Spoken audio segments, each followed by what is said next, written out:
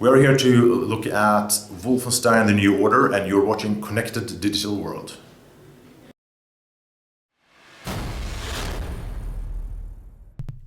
Hi, Andrew from Connected Digital World here. Some of you watching this will be old enough to remember the original Castle Wolfenstein back in 1981. I know I can. Bethesda and Machine Games have recently announced the latest in the Wolfenstein series, Wolfenstein The New Order. We recently got to play some of the game and talk with Machine Games all about it. Oh, and there's lots of new gameplay in there too for you. Enjoy!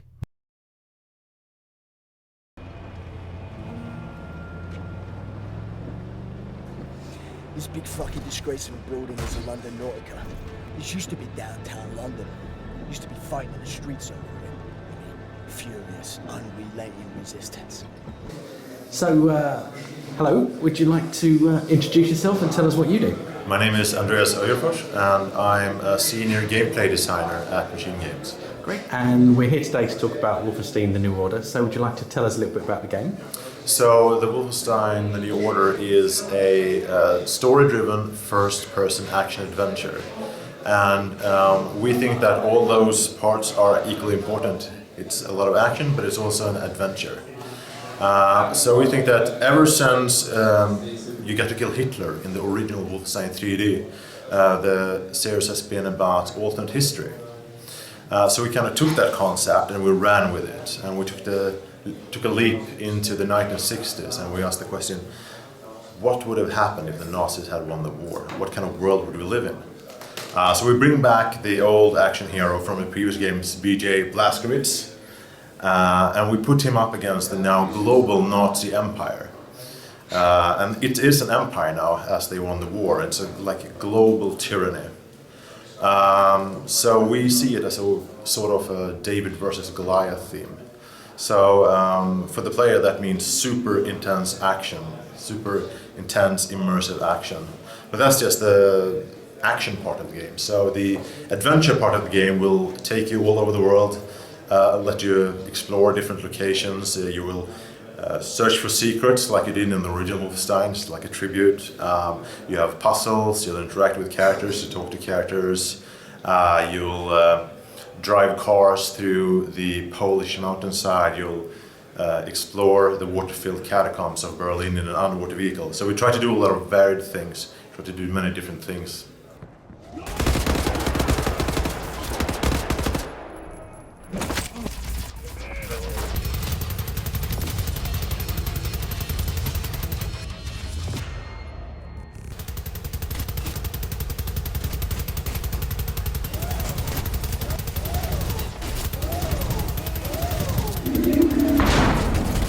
You've actually got a partner in this game, Anya. Do you want to tell us a little bit about her? So I don't want to spoil too much about Anya. She's a very important part of the story, but yeah, she is a sort of a companion that you have, and she will help you and you will help her throughout the game. But yeah, she is the main companion for BJ, but we also have a big cast of allies in the resistance that BJ finds and becomes a part of later in the game.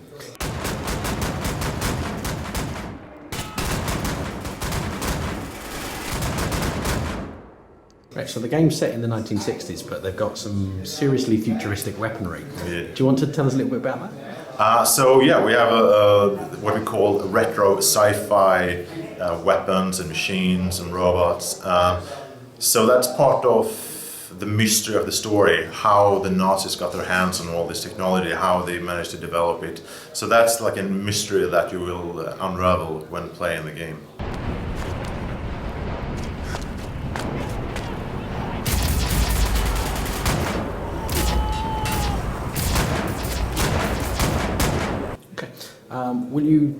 In the game we fight mechs. Will we actually get to pilot a mech? That is very, very likely.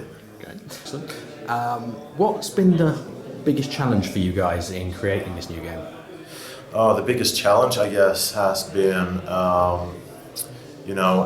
every time you try something new, that's always a big risk.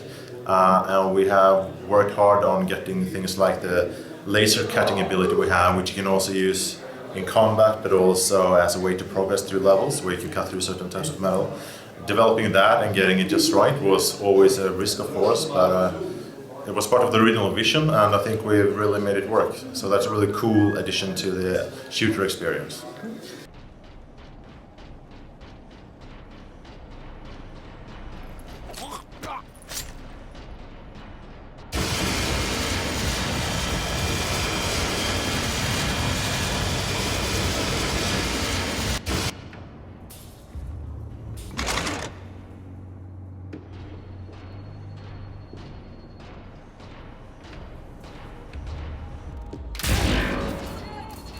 There's quite a lot of humour in the game, obviously, lots of one-liners. How did you guys go about sort of trying to come up with this character again and make him as sort of current today as he was back in the day?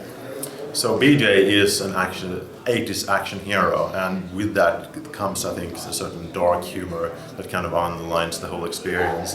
But I think because he has been in a coma for 14 years, and he went into a coma back when the world was, it was still the World War II going on. BJ was a soldier, he was part of an army, his country was fighting for freedom. And then he wakes up from this coma in the 60s, and everything he knew is gone. His country that he comes from, the US, is no longer free.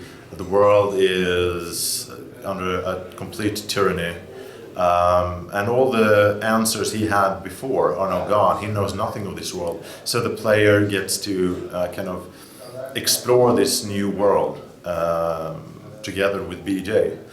So that has also given him quite a lot more depth, because he's starting to look more inwards and wondering, what does this mean to me? What is my place in the world? How can I stay alive, and how can I continue the fight?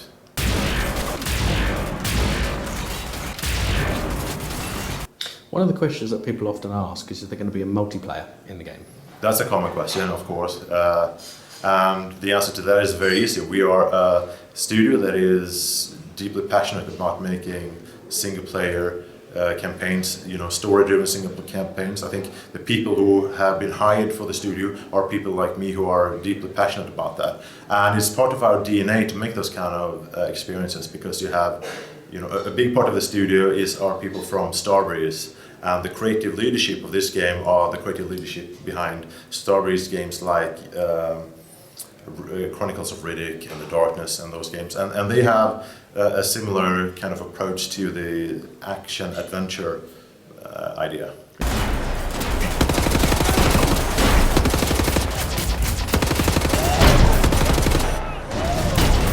Were you guys a little nervous picking up something that is so iconic and making it new?